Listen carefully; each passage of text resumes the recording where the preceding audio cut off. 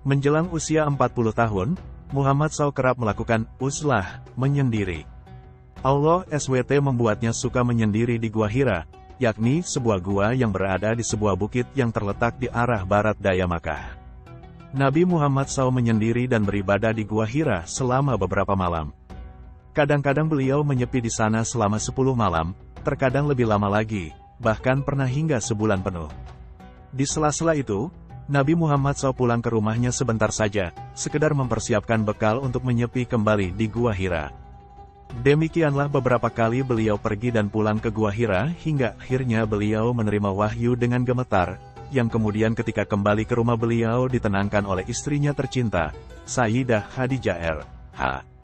Kegiatan menyendiri yang kerap dilakukan oleh Rasulullah SAW tersebut terjadi menjelang ditetapkannya status kenabian beliau. Ini merupakan pertanda yang sangat agung dan memiliki nilai penting bagi kehidupan kaum muslim secara umum dan bagi para pendakwah secara khusus.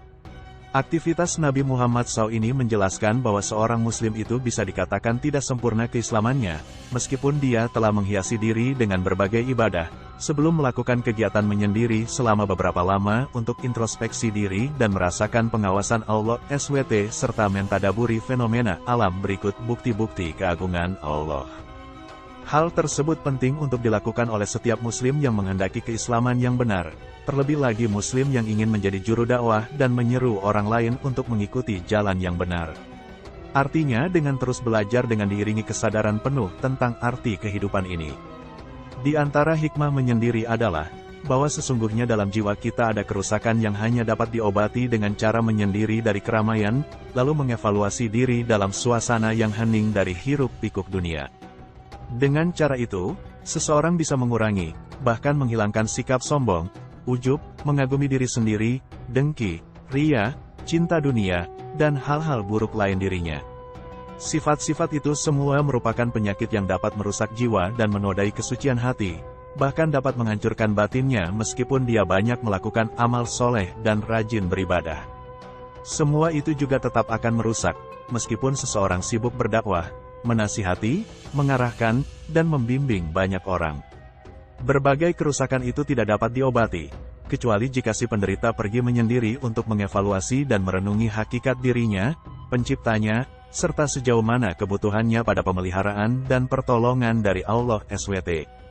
Menyendiri juga dilakukan untuk merenungkan tentang hakikat manusia dan ketidakberdayaannya di hadapan Sang Pencipta. Jadi, tidak ada gunanya menyanjung atau mencela mereka. Kesendirian juga diperlukan untuk memikirkan fenomena keagungan Allah, hari akhir, hisab, hari penghitungan, dengan segala fenomena yang mengiringinya, merenungkan betapa besar kasih sayang Allah dan betapa berat hukumannya. Setelah proses berpikir yang lama dan berkesinambungan mengenai segala hal itu, maka dengan hal itu terkikislah penyakit dan kerusakan jiwa. Hiduplah hati dengan cahaya makrifat dan bersih dari segala keburukan dunia. Hal lain yang juga sangat penting dalam kehidupan kaum muslim secara umum dan para pendakwah secara khusus, adalah pendidikan hati untuk mencintai Allah SWT semata. Sebab, ini merupakan sumber pengorbanan dan jihad serta landasan dakwah yang benar. Lagi pula, cinta kepada Allah SWT tidak muncul dari dasar keimanan yang hanya bersifat rasional saja. Sebab, berbagai persoalan rasio semata tidak pernah mempengaruhi hati dan perasaan. Andai saja berpengaruh, tentu para orientalis yang picik itu berada di barisan terdepan orang yang beriman kepada Allah dan Rasul-Nya, dan pastilah hati mereka dipenuhi cinta kepada Allah dan Rasul-Nya. Adakah kita pernah mendengar seorang ulama yang rela mengorbankan nyawanya demi keimanannya pada rumus-rumus ilmu pasti dan lainnya? Jadi, jalan untuk mencintai Allah SWT setelah beriman kepadanya adalah dengan selalu merenungkan limpahan nikmat-Nya dan memikirkan betapa besar keagungannya. Kemudian diiringi dengan memperbanyak zikir kepadanya dalam hati dan dengan lisan. Dan semua ini tentu hanya dapat terwujud dengan sempurna melalui kegiatan menyendiri dan menjauhi segala kesibukan dan hiruk-pikuk dunia selama waktu tertentu yang sengaja disisihkan secara berkesinambungan.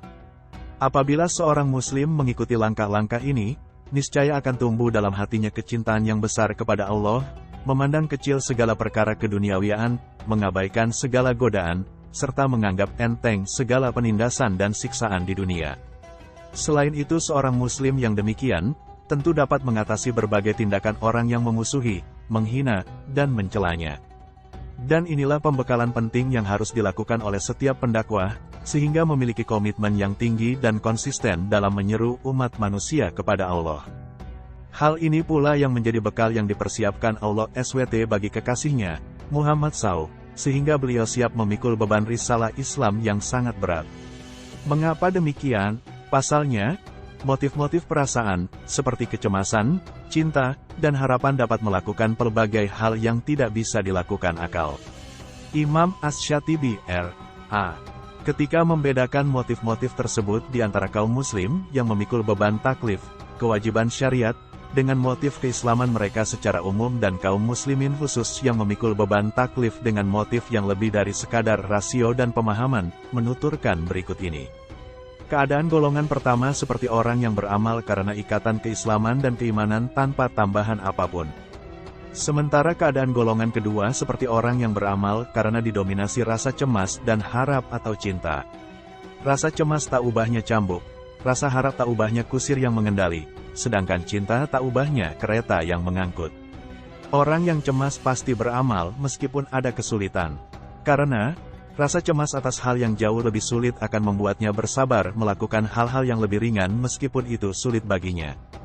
Begitu juga, orang yang memiliki rasa harap pasti akan beramal meskipun dihadang kesulitan. Karena rasa harap membuatnya merasa nyaman, sehingga dia dapat bersabar menghadapi kesulitan. Dan orang yang merasa cinta pasti beramal sungguh-sungguh karena dia merindukan kekasihnya. Dengan cinta, pekerjaan yang sulit menjadi mudah, dan jarak yang jauh menjadi dekat. Segala kekuatan lenyap apabila dia tidak menepati janjinya dengan sang kekasih dan tidak bersyukur atas nikmat. Imam Asy-Syatibi, Al-Muwafaqat, Halam 111-112. Lalu berbagai sarana pun digunakan untuk mewujudkan motif-motif perasaan dalam hati ini, yang arti pentingnya telah disepakati para ulama. Bahwa mayoritas ulama menyebutnya sebagai tasawuf. Tapi ada sebagian ulama yang menyebutnya sebagai ihsan, atau ada juga yang menyebutnya suluk, seperti halnya pernah dijelaskan oleh Imam Ibnu Taimiyah R.A. Syekh Ibnu Taimiyah, Fatawa Asy-Syekh Ibnu Taimiyah, Juz 10. Di dalam kitab ini, kita bisa menemukan nilai ajaran tasawuf hakiki yang ada dalam diri Syekh Ibnu Taimiyah, dan dari sini kita tahu betapa jauhnya kebohongan yang dibuat-buat mengenai dirinya oleh orang-orang yang berupaya melakukan propaganda kebatilan dengan cara mendompleng namanya. Kegiatan menyendiri yang dipraktikkan oleh Nabi Muhammad SAW menjelang kenabiannya merupakan salah satu sarana untuk mewujudkan motif-motif kebaikan di dalam jiwanya. Karenanya tidak bisa hanya memahami aktivitas Nabi SAW tersebut dalam pengertian halwat, yakni sepenuhnya berpaling dari manusia lalu menjadikan gua-gua dan gunung-gunung sebagai tempat tinggal seraya menganggapnya sebagai keutamaan pribadi. Tentu yang demikian ini jauh dari pengertian yang hendak dicapai dari pengertian uzlah atau menyendiri sebagaimana yang dilakukan oleh Nabi Muhammad SAW. Sekali lagi, bahwa pemahaman yang demikian itu bertentangan dengan petunjuk Nabi Muhammad SAW dan contoh yang dilakukan oleh para sahabatnya. Khalwat yang dianjurkan adalah yang bertujuan untuk memperbaiki diri seperti yang telah diuraikan di atas. Karena kedudukannya sebagai obat, khalwat mestilah sesuai dengan ukuran dan waktu mengonsumsinya. Jika berlebihan, obat justru akan berubah menjadi penyakit yang patut dihindari. Lagi pula, apabila kita mencermati riwayat hidup orang-orang soleh yang terus melakukan khalwat dan menjauhi masyarakat, itu merupakan kondisi khusus sesuai dengan kebutuhan pribadinya dan perlu dipahami bahwa hal itu tidak bisa dijadikan hujah atau argumentasi bagi orang kebanyakan.